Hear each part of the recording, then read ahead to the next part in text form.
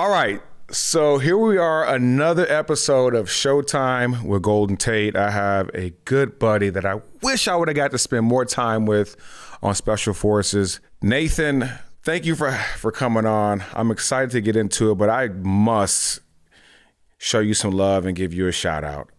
I know you as the big sweet teddy bear that was an Olympic swimmer, but I had no clue how decorated you are in your achievements. And so I don't know if you want me to do it or you want to do it. I go for it, man. I've never been comfortable talking about it myself. I hear y'all not. 8-time Olympic medalist, 16 world championship medals, 10 gold, 4 silver, 2 bronze, 5-time individual NCAA champion. This guy is simply a badass in life, but an extreme badass in that water. Nathan, thank you so much for joining me, buddy. How you doing? Man, thank you for having me. I'm good, man. It's good to see you. It's been too long, and man, I really miss our time that we got to spend together. Same, dude. Your smile lights up a whole room, and I'm not hitting on you, I promise, but it was infectious, man. I loved just spending time with you, although it was way too short. But man, we had some good conversations about being a dad, that transition in life, the grind of Special Forces, which we'll definitely get into. But can you tell me where are you right now? What are you doing in life? Anything that we can promote that you're doing? Take it over. Sure. I mean, I run a swim school now. We teach kids how to swim. And it was really, I thought this kind of combines everything we were just talking about. I thought I was being super systematic and smart, right? Like as I was transitioning to the latter days of my career, I kind of set myself up with this other career in mind that we were going to work on. And it was going to be such an easy transition. But I think, looking at you, you're nodding your head because it's just I don't think it can be easy. I was trying to soften the blow by having something else to work on, but really it just pushed it out a little further. And maybe it made that blow happen over an extended period of time. But that identity shift and that mindset and just existentialism. I think you said it so much better than I did in my pre-recorded interview for Special Forces, where you're just like, what is my purpose on this earth? And I was like, when I saw that, I was like, because that is so much of how I felt. And man, it's so perfect talking to you about this, because there is so much that gives us purpose with our families and, being there as fathers. But there is just this gash, this open wound of what we used to do in just chasing excellence and greatness and diving head first into it. But anyways, you asked a question about what I do. I teach kids how to swim. My purpose now is to, provide an awesome experience of getting kids in the water with smiling faces, and then trying to, teach them the skills necessary to enjoy a lifetime of aquatic experiences. Because there's different ways to teach kids how to swim. And I really feel blessed to have enjoyed a career doing it, because I loved the water, and I still do love the water. And that is what we try to give to those that come and take lessons from us. Oh man, that's special. And so what I'm hearing, you enjoy it. It's a passion for sure, and you feel like it's part of your purpose at this point to give back to the sport by teaching our young individuals. It's not just giving back to the sport, because swimming is the number one cause of accidental death drowning is, and it's the number 2 cause of accidental death in kids under the age of 11. So it's not only a passion once they get beyond our kind of safety in the water skills. And I actually hate the word water safe, because it should be water competent. I myself have been out in the ocean, and even though I had fins on, so I'm one of the fastest swimmers in the world, I have fins on, and I look back and I'm like, whoa, I'm really far from shore right now. This is dangerous, you know? I mean, I lost track of where I was. I was in a rip and I was in it for too long. Wow. So yeah, it is something that's very fulfilling for me. And I mean, as soft of a landing as could happen after being a professional athlete, but still, like it wasn't easy. Yeah, absolutely. It's funny, or not funny, but it's interesting you mention water safety and water competence, and I know it's something that my wife, we almost lose sleep at night when we go on vacation and there's a pool out there. And it's not because we don't trust our kids. We think our kids are smart enough to not go near the pool, but it just, you never know. And so at nights when we don't let our kids stay at anyone's house with the pool because we're so paranoid. And we've actually had buddies who've lost children because their kid has fallen into the pool, and it happens like that. So thank you so much for teaching families and kids water safety and water competence. You know, I know with my older two, we threw them in the water right away to learn how to float and hopefully not panic. I wish I would have taken that class leading into special forces as well, because that water just absolutely beat me up every single time we got into it. And I know we're going to get into it, of course. But I had no clue that our season was going to be water warfare, because maybe I would have made some better decisions in my preparation, and maybe I wouldn't even done it. I know you tried to help me a few times with some things, but I was just in full panic mode. But obviously you are probably more comfortable in water than most people are on land. Is that probably, pretty safe to say? I'm pretty comfortable in water, man. Yeah. It's a second home for sure. Yeah. So we spent a lot of time in the water together. I mean, we started the season off being pushed into the water and having to swim what felt like a mile, although it's probably 200 meters. Then we go do the helicopter thing, which, was fine, got saved. But then that beehive, oh my gosh, jumping in that pool and having to tread water for what felt like an hour and a half, but it was only 20 minutes. That was a beast. How was it for you? Was it not that hard for you, or was it very hard for you, or what? No, it wasn't super hard, but there's some really super subtle things that, like, if we were to go back and I like, if we could just talk in a classroom to everybody for like 5 minutes, it would have made it a million times easier for everybody. First thing is that I didn't know, man. I'm sorry. Like, I mean, like, it's kind of what I do. But like, the first thing is the boots, dude. The boots just eliminate your feet. Like, if we're talking to people right now, they're like, oh, I can tread water for a long time. It's like, okay, go tread water, but do not move your feet at all. Try that.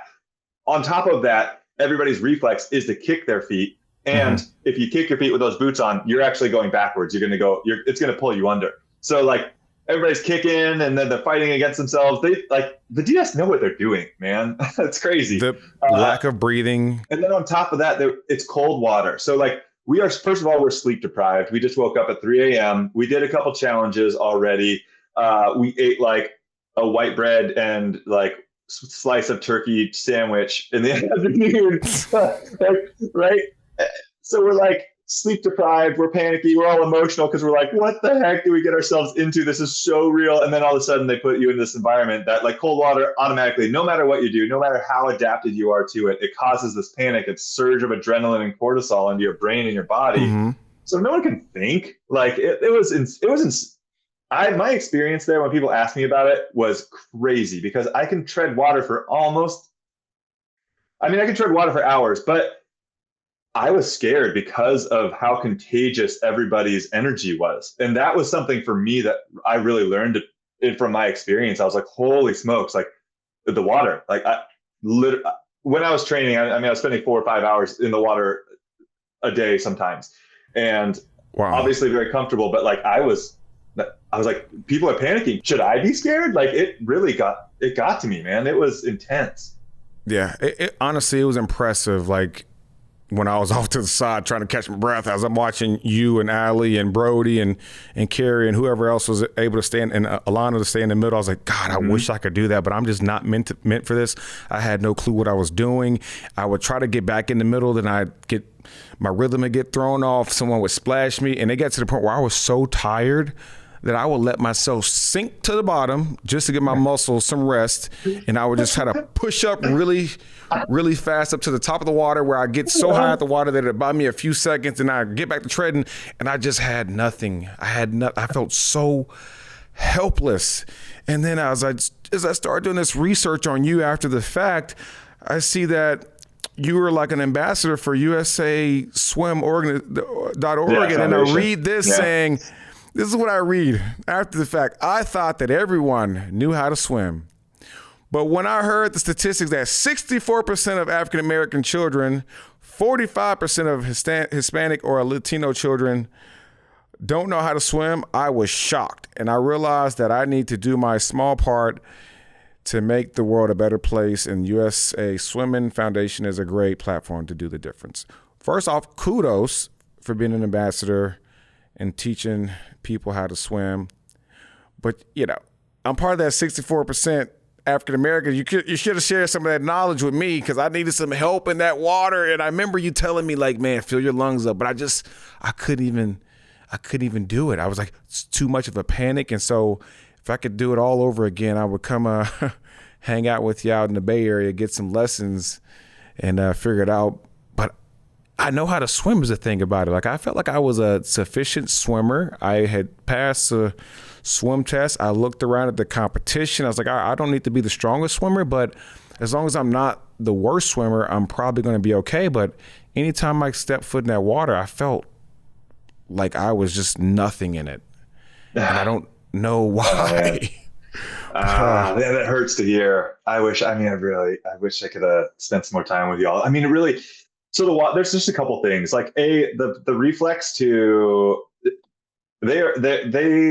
know every reflex that humans know, right? And they know how to exploit them. I'm talking about the DS here. The one is the panic reflex, exactly, right? So like if that water were 95 degrees, we could have jumped in and we could have been like, okay, everybody do a back float, everybody relax, okay? And then you would learn that if you were in the water and only this part of your face is like in the air, you can literally just float there. Like if you have a full breath of air and then you're just like this, the human body will float.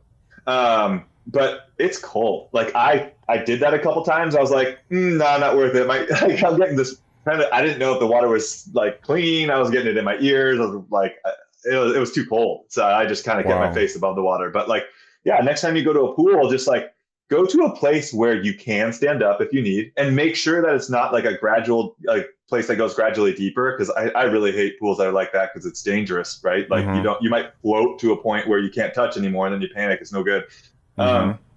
But just take a big deep breath, go into a back float, and then look around, realize, hey, I can float. And it really is like when you get to that panicky. So during that time, it's funny because at the very beginning, I was treading water, and like I was, the water was right here, and like I was working really hard, and I was like, dude, like what? Like this is way too hard. What's going on? And I'm going to revisit this. I know we're spending a lot of time on swimming, but one, I think it's important that people who listen to this just understand how serious the water is, and also like little nuggets that you're giving of like how to have some safety in the water.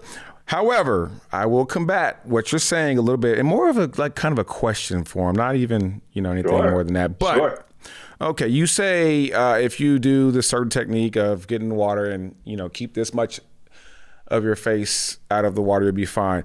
But does it matter of the body composition that you have? Yes. Like a super muscular person is. Yes. Okay. You probably don't float as well as other people, for sure. Oh, I don't know that for a fact. That's just a hope. Yeah. That's a fact. We learned that. And what I'll go back to is I teach swim lessons, and sometimes I'm in the water teaching them. Most of the time I'm not. I'm kind of supervising them. But when I spend the time in the water, you can just tell. Like some kids, we teach what's called a rollover breath. So they're going to kick and pull. They're going to roll over. They're going to do exactly what I told you, right? They're going to catch their breath. They're going to roll back over their stomach, and they're going to keep going. And they can do that to the wall, like 2 thumbs up. Great job. There are some kids that they just are super buoyant and everything is super easy for them. They just roll over, they pop right up like a balloon, and then they get their breath and then they can roll over. There are some other kids who literally like only like this much of their mouth can stay out of the water. So for those kids, we have them cheated a little bit. It's not like officially in our curriculum or anything, but they're allowed to kick the slightest bit, because if you kick too much, it's going to cause all sorts of turbulence and you're going to actually go under a little bit. But if you kick the slightest bit, it will help your buoyancy. So then they can be kind of out of the water a little bit better. Let's say, I don't know, 3 to 5% of the kids that we teach are like that. And like you can feel it, like, right. Cause we're hands-on. We're like just doing our Zen sweeps back and forth, doing the dunks. I'm like, oh, he's a sinker. Like you pick him up off the bench and bring him to you. You're like, this boy's strong. He's got some muscle in him and he's going to have a little bit of a hard time with the rollovers. But okay, yes, you're spot on. You're spot on. Good observation. Okay, and now I feel like a lawyer, and which takes me to my next point. And this is one of the most important points. And I'm not saying that African Americans are the most ripped and strongest and I don't know what you're going to hollow people in the world, but I think as I'm speaking to Olympian right now, this is a real question for you. And all the championships you've been around and all the Olympics you've been around in the water, the best in the world, the best in the United States. How many African-American Olympic swimmers have you competed against? How many African-American swimmers have you competed against in college? Golden. I'm glad you asked that question. I mean, more than one. One of them, there was one that was on my NCAA winning team and NCAA winning relay. And for all the viewers out there, look up Cullen Jones. Okay. He is fantastic athlete. He was a little older than me. Started like doing the international stuff a little bit before me. So I call him, one of my heroes that I was looking up to, for several reasons. One, he's extraordinarily fast, and I have been lucky enough to be on a couple of relays with him, a couple of those gold medals. Well, at least a silver medal and a gold medal were won with Cullen on the relay. And he also beat me at 2012 trials in the 50 freestyle. So, wow. Yeah. Oh, and I mean, he beat me a ton. In 2009, we were head to head in the 50 freestyles at World Championships. He beat me there too. But what I really love about Cullen is he really is one of the founders of the USA Swimming Foundation. He didn't found it, but he really was involved in the effort, in the grassroots effort, to promote the idea that swimming is a life-saving skill from USA Swimming Foundation arm. His story is so unique because he went from almost drowning as a kid himself to winning Olympic medals. And to your point, when we watch the Olympics, there is not a ton of African Americans that are competing there with Team USA on their cap. There have since been more since Cullen was one. I think he was the first to win a gold medal in 2008. And then Simone Manuel won 2016. She won the 100 freestyle, tied with a girl from Canada too. So. Yeah, that's a little history of that in our sport, and it's growing, which is a beautiful thing. So thank you for the history lesson, and we're just going to say this young man was an anomaly. But in 2025, our goal is to get just more kids in the water, to get more comfortable and to be competent in the water. And, hopefully maybe not the next Olympics, but the Olympics after that, we got a well-balanced team and everybody can swim from America and swim well. I love that. I love that vision, Golden. Yeah, I absolutely love that vision. It's black, brown, yellow, white. Everybody should know how to swim. Really, absolutely. It should. If you ask me, it should be part of the public school curriculum, but it's not quite yet. So, love that. Wouldn't that be a beautiful thing, right? It's just like fifth grade, we go, it should be probably a little lower than that, should probably be third grade. We go to the local pool and we take lessons, and it could be just swim, float, swim. It doesn't need to be swim freestyle. It doesn't need to be tread water in 50-degree water.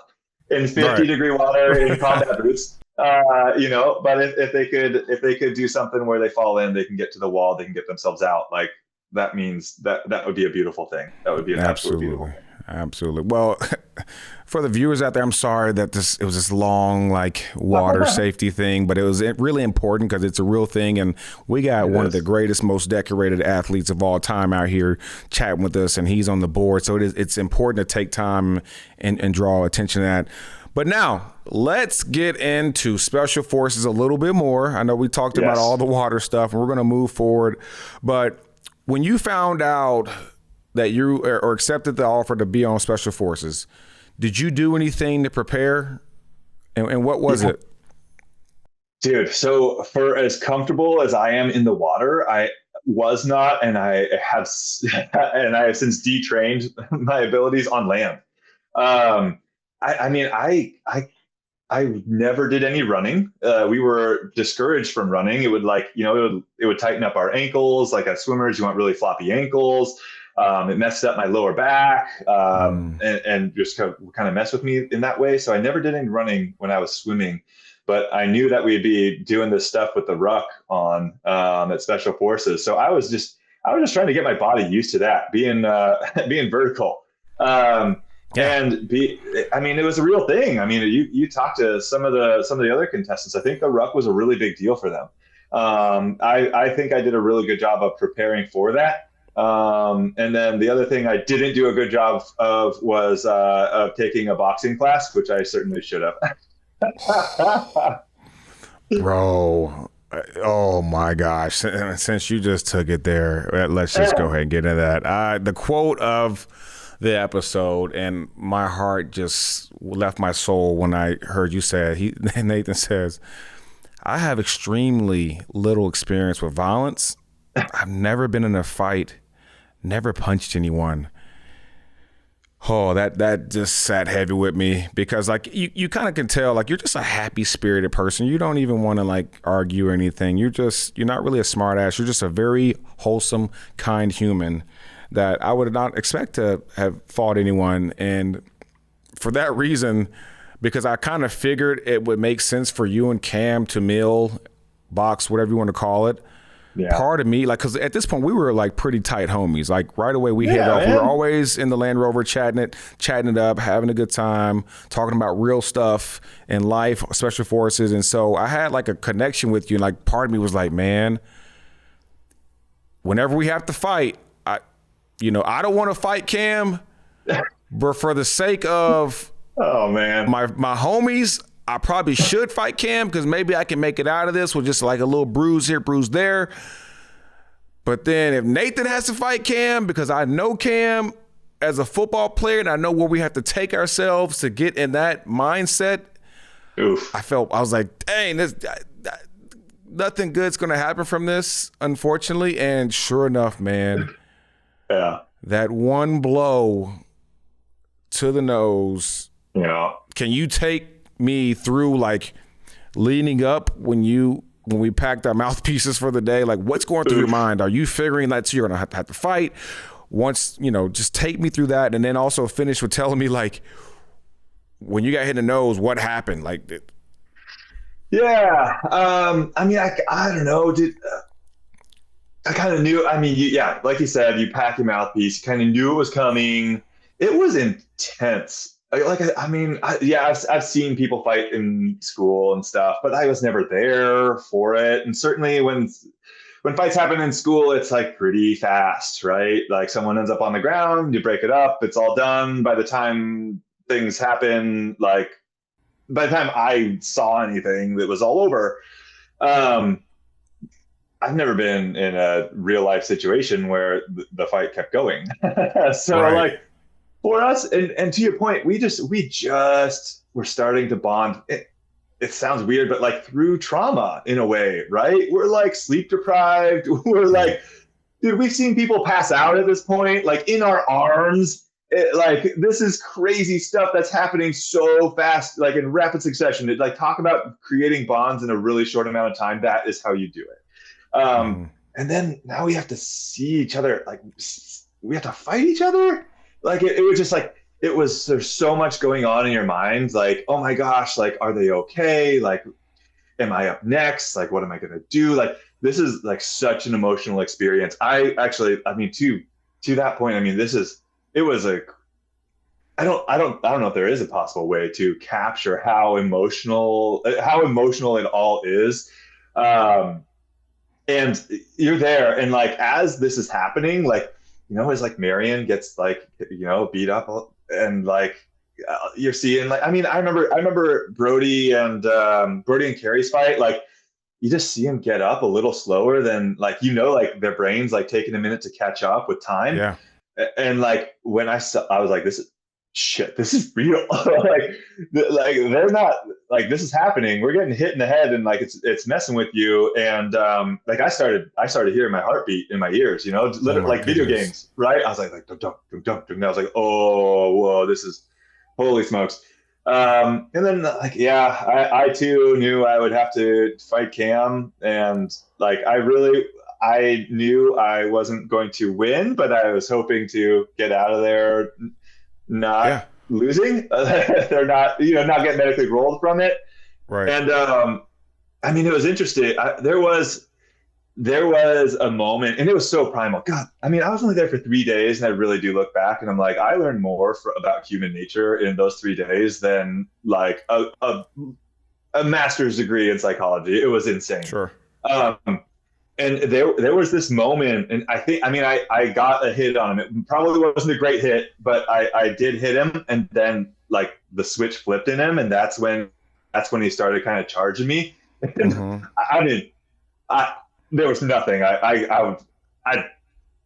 There's nothing I could do, man. This is Cam. Like, I am an aquatic athlete. I've never had to do any of this. Right. And so I didn't know what to do. And then I was like, and I fell down, and Rudy had to dive on top of me to make sure we didn't fall off the cliff. That was crazy. And then honestly, at that point, I was like, yeah, yes, he won. Awesome. Maybe this is over. And then I go back.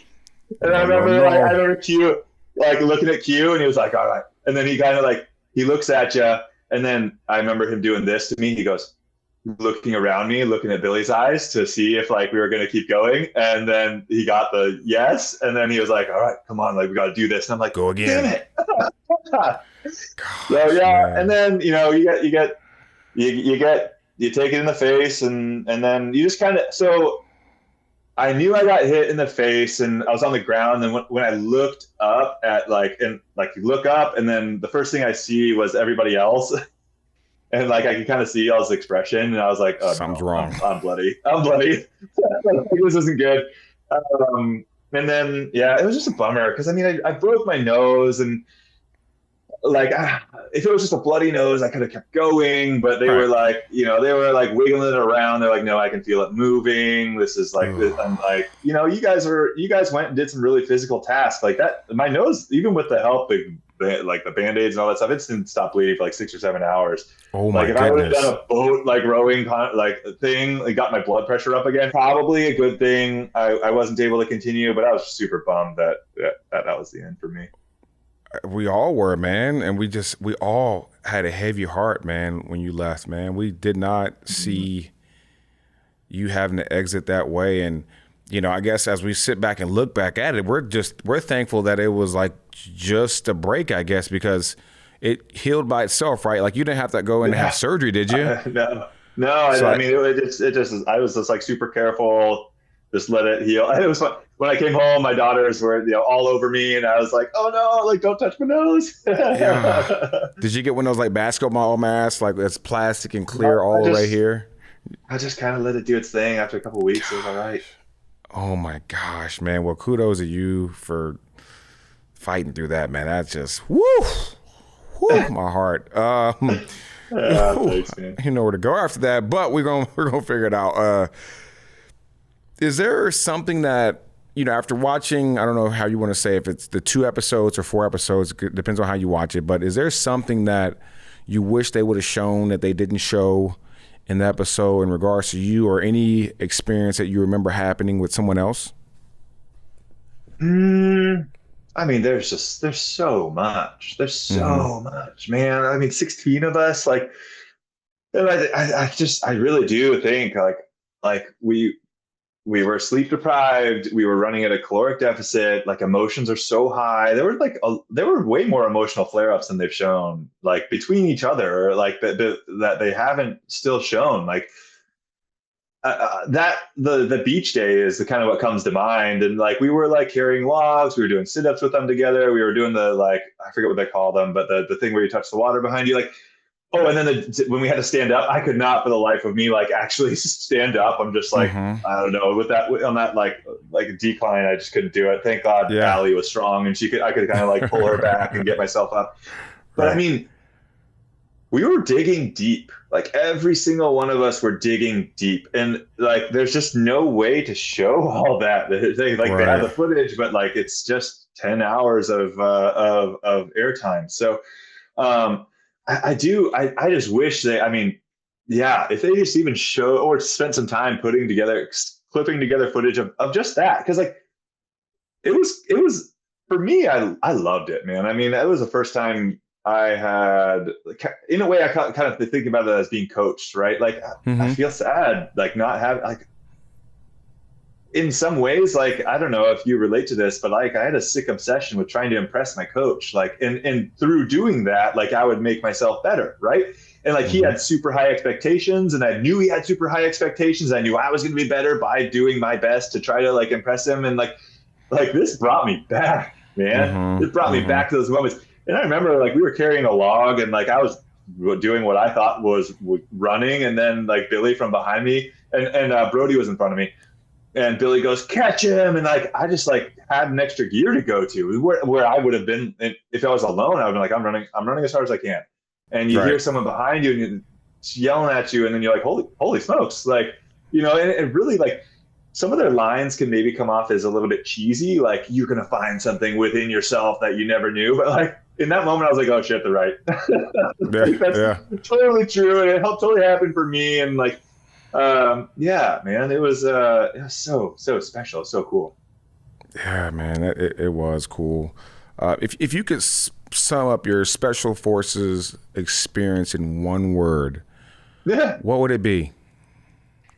I mean, that's unfortunate is probably the word that I would think about, and I would Fair. want with the caveat of I'd like to explain it. Mm-hmm. Um, I mean, I don't, I really not to overstate my own abilities, but I think I could have made it through most of the physical stuff, and then I really do think I would have been tested when it came time to doing some of the like the interrogation stuff. Like I don't know if I could have made it, and I don't know I don't know if I'll ever find out, right? Yeah. And like some of the like the claustrophobia stuff, like I don't like doing that stuff, and like again, like the closest I can get is like crawling under my house in the crawl space, but like it's so controlled and I like Yeah. can chicken out at any time. Like I Mm-hmm. just don't do it, and there's just something too that like that adrenaline, like your Showtime, man. Like you know what I'm talking about. Oh You yeah. feel it. Like Mm-hmm. it's like I can only imagine what it was like for y'all as you were walking out for a big game, man. I mean that's so cool. It was like Um, constant adrenaline, nonstop adrenaline for however long you or I were there. It was just nonstop, and it was chaos. But it was chaos that you and I, as athletes, probably long for a little bit, right? Because we don't have it anymore. We don't have the stands of people cheering for us. We don't have someone giving me, after I just kicked ass, giving me a medal. Or I don't yeah, have like looking on that screen seeing first place or winner. Like you yeah, just don't have it anymore. So part of I completely understand what you're saying when you say like, hey, when you heard Billy or Jason or Rudy or Q in your ear saying, catch him, like you have an extra gear because we haven't had that little voice that's like motivating us. We've only had that little voice saying, and for me personally, like, you're a piece of shit. You're not doing anything with your life right now. Although I spent more than a decade playing football, Right. achieved Yeah. a bunch of things, like such as Yeah. all, Pro Bowls and Yeah. Super Bowls and leaders and catches and yards. But now at the age of 36, for me, I don't have that anymore. That instant gratification. There is that feeling of like, what am I really doing with my life? And I know we talked about that when we kind of started this. And I hope this is something that, because I know we're not the only ones that are dealing with it, have dealt with it. I've spoken to some of our military veterans who go through the same part, like after they're, with their brotherhood and the men and women who've served wherever they've been, like that's something you can never take away, is that team and that part of it. And what it means to represent something bigger than yourself. And yet, we have our wife and our family right now, which is amazing. And that's a perfect calling as well. But it still doesn't give us the gratification that we were used to for so long at the pinnacle of our sport. Like, you and I were considered to be the best in the world at what we're doing. And now we're just fighting to be the best husband and father in the world, which is, to some people, it's subjective. Yeah, it is subjective, right? We're going to create a KPI of like engaged amount of time spent with the kids. Like, Right. What does engagement mean? Oh, number of words per minute. Like, I'm sorry, I don't. I do feel very thankful, and actually even today. I mean, I thank to my agent for providing me the ability to have this life where I can be in my kids' life as much as I am. So to that point, I don't want to come, I'm sure you feel the same way. We don't want to come off as complaining, but life of a professional athlete, like, or every, in a lot of ways in other fields, you just keep climbing, and there still is keeping climbing, climb. Like, you're going to make it to CEO one day, maybe, like, right. And there's always that thing. But like, when your body starts kind of going on you, like, okay, you're down in you kind of go down in the weeds, and not only are you down in the weeds, but you're like, you got to figure it out. And there's a lot of people who have had a lot more time to figure it out than you.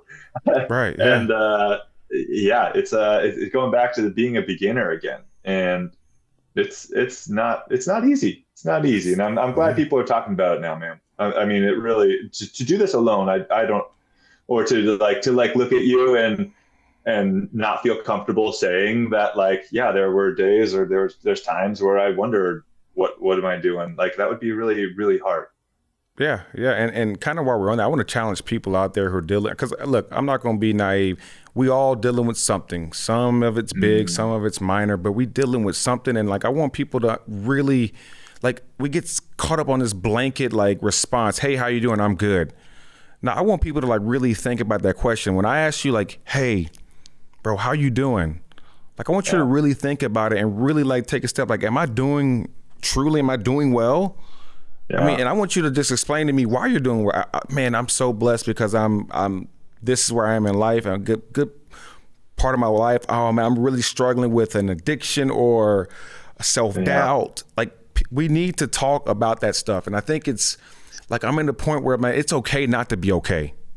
And I think for me, it started changing once COVID hit. I realized how powerful community is, and having someone to dap it up and say what's up, look you and I, be able to shake and touch the homies, give hugs, man. You know how much I missed that during COVID. And that's when it taught me, like, man, I need this. We are built, God has built us for community and to like lean on each other. When I'm not 100%, I got a homie that's going to be 110% to pick me up, or a sibling or a parent. And so I want to encourage people to keep asking yourself, like, don't get caught up in the so like cliche, like, oh, I'm good, and keep moving. Like, if you're around someone that you love, you trust, that you want to be around, like, get vulnerable, because that's how you get out of these slumps. Because if we all just believe everything that our mind is telling us, that can be disastrous at some point. Yeah. Sometimes I need someone to speak life into me, and that's what I found, even on this episode, talking about the purpose. So thank you so much for sharing that. And I'm gonna try to wrap this up, but man, this conversation is so good. I'm gonna try to limit this to a few more questions, but you know me. We're we're going to shift to like the growth and reflection part of this. Is there something the show taught you about yourself that might have surprised you the most? Um, huh. I think, I mean, it's all kind of part of the same, that same theme that we were talking about. And just like fighting that extra gear, grinding through certain things, being okay, being uncomfortable, I think.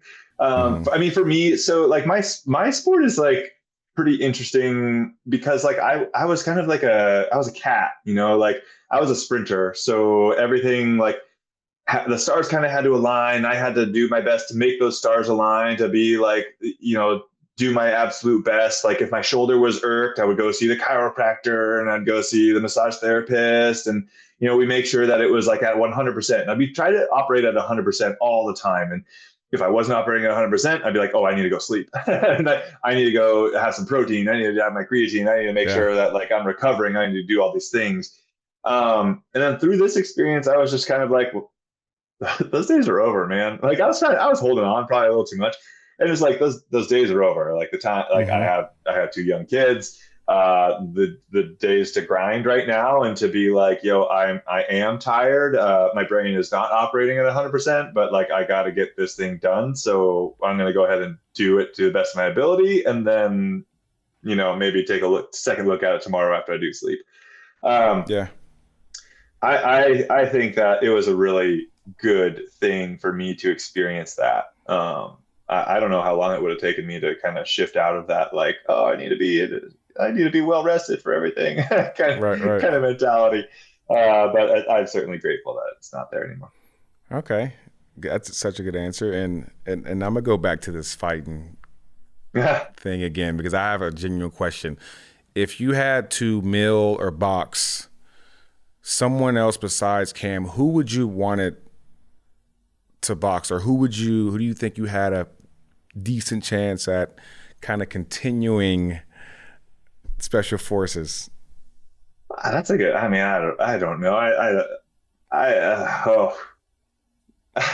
That's a hard question to answer, man. I think anybody, I would have had a chance with anybody, and I could have just kind of, dude, Cam is strong.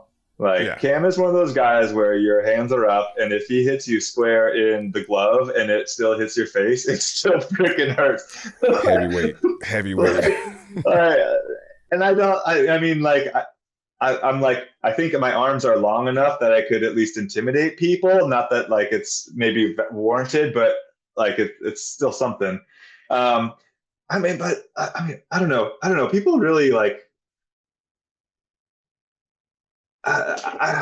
People texted me a lot and were like, I was so upset watching that.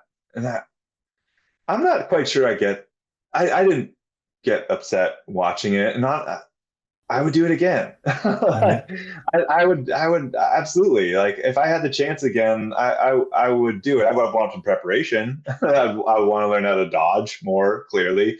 But like,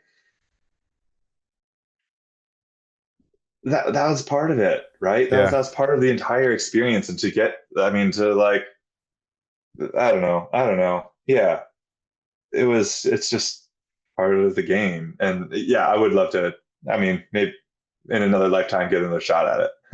Again, not that I think I'd win. Yeah. I just think I could have done better, right? The second time to do anything is always easier. Yeah. So Fox, you hear? Nathan wants another shot at it. A redemption story. Let's go. Make it happen. I got a few more questions for you, and then we're going to let you get out of here. A fun little segment I want to do with everyone is, it's going to be 2-parted because everyone has answered it this certain way. So I'm going to ask it this way. Who is a celebrity that would look great on Special Forces? Like the personality would be awesome. They would give maximum effort, but would probably get absolutely crushed. And probably would not make it to the end, but people would love to see it. Oh my gosh. Oh, that's a good question. Shoot, man. I really don't have like a extensive list of celebrities in my head right now. I didn't think about that. Man, I know a bunch of people over in what's the Olympic Village back in the day. Olympic Village. I mean, You know what I'm saying? I mean, I think a lot of people would love to see Elon Musk getting beat up by some of the DS. Ooh, that would be. Am I wrong? Am I right? I mean, Oh, I mean, Elon was supposed to fight Zuckerberg. I mean, I live in the Bay Area, man, so I have right. all these tech people in my head. Uh-huh. Maybe Zuckerberg. I mean, he might be able to surprise some people, like, or I mean, even dude. Now we're talking about Bezos. Have you seen pictures of Jeff Bezos in the 2000s versus what he looks like now? Yeah, Like he's he's kind put of on like 20, 30 pounds of muscle. Like right. it's impressive. He does not look like a dork anymore. He He looks does not look like like a a dork, fitness man. model. Okay, Yeah. okay, good. All right, so I got that one now. All right, so now give me 3 celebrities that you would vote to be on that you think would do pretty well. And you can recycle those if you want, because you kind of gave me multiple. Yeah. Man, that's tough. I mean, you gotta, in terms of sheer physicality, I think this season certainly taught us that physicality goes a long way. So you got like LeBron, Travis Kelce, JJ Watt. Yeah. I mean, you guys are setting the like it was like bachelorettes win it all the time, and now it's kind of like whoa, maybe the football players are kind of have what it takes. Okay, fair. Now, since you mentioned Travis Kelce, of course, would you just want the pure like athleticism part, or would you want to be a little messy and have like Travis Kelce and maybe ex-girlfriend or something pop up to make it interesting, or would you want to just keep it to the athleticism? I'm just asking for myself, for a friend, but for minnow films. Oh my god, I actually didn't even think about that. I was literally thinking in my head, I was going with just kind of big athletic dudes. Right. I'm not gonna go there. You don't have to answer it. Don't worry about it. All right, we're gonna finish off strong with a little rapid fire. Now, I did rapid fire with Brody a little bit earlier, and it was not rapid whatsoever. He gave me an explanation which made it not rapid. So we're gonna do rapid fire. Okay. Don't elaborate. Just give me the answer, and we're gonna move on, and then we're gonna get you out of here. Okay. All right, sound good? Yep. All right, here we go. You already answered this one, but we're gonna do it again. Would you do Special Forces again? Yes. Yep. What's one type of mission you wish you would have done? Everything beyond the milling. Okay. Which of the missions was the most challenging for you? Milling. Understandably so. Who was your best bud on the show? Oh, I mean, I mean, I got pretty close with you in the Land Rovers. I got pretty close with Kyla too. We had a lot of rides together. Yeah. Who was your favorite DS? Oh man, I had hardly enough time. Rudy. Yeah, Rudy's solid. Okay. Favorite food, if you have any, from the season? Oh, there was just like a spaghetti and chicken night that was just like normal. Mm-hmm. So like, yeah, they didn't really talk about that or get into that, did they? Just the food thing quite yet. Man, it was tough. Trying to eat that fast, trying to stay ready all the time. It was hard. Like I'm a fast eater anyway, but like I was forcing myself to try to eat even faster than normal. Yeah, no doubt. What was your favorite mission overall? I liked.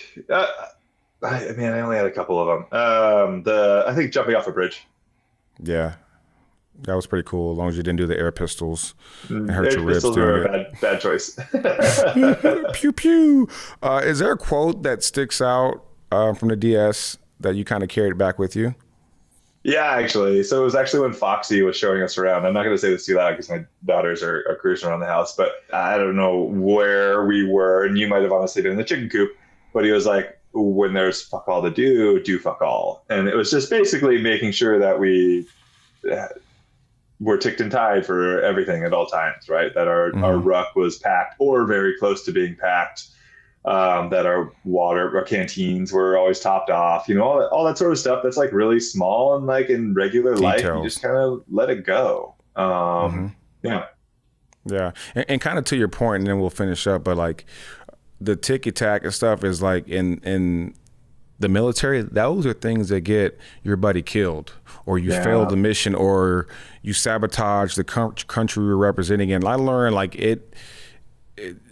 you might think it doesn't matter, but it doesn't matter until it matters. And so like me not tying my shoe correctly and I'm on a mission and I trip or something, where, we fall a line, or I get it caught in something, or I now have a button done. Like right then when we're doing the push-ups and hold them, like, man, does this even matter?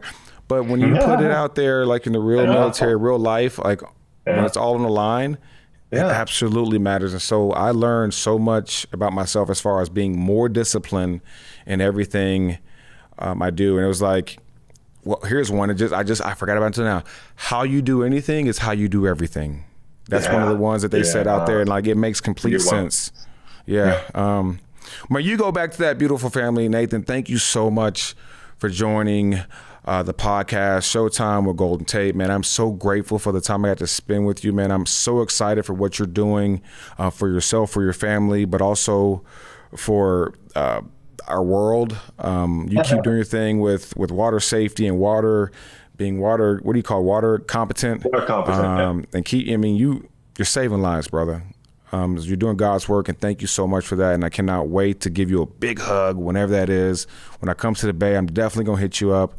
And take care, brother. All right, man. Thanks for having me.